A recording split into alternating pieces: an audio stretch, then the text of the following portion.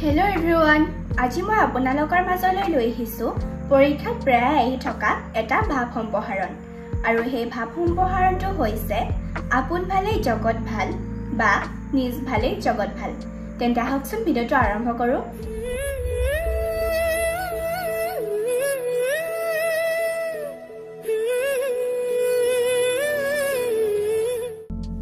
আপোন ভালেই জগত ভাল বা নিজ ভালেই জগত ভাল।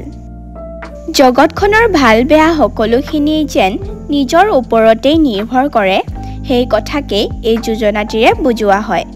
সমাজ এখনৰ সকলো মানুহ যদি নিজেই ভাল হয়, তেতিয়া জগতখনো ভাল হয়।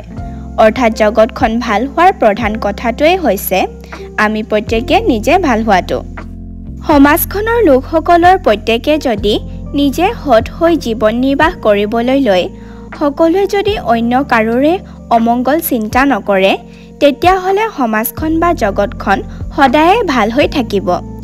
নিজৰ স্বভাৱ চৰিত্ৰ ভাল হ'লে আৰু নিজে আনক ভাল ব্যৱহাৰ কৰিলে সকলোৰে পৰা সদায় ভাল ব্যৱহাৰ পোৱা যায়।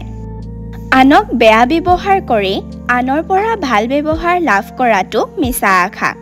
নিজে সৎ পথত থাকিলে আনে অপকাৰ কৰিবলৈ চেষ্টা কৰিলেও কোনো অপকাৰ সাধন কৰিব নোৱাৰে।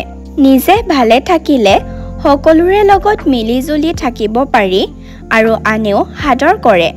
সেয়েহে নিজ ভালেই জগত ভাল। ধন্যবাদ।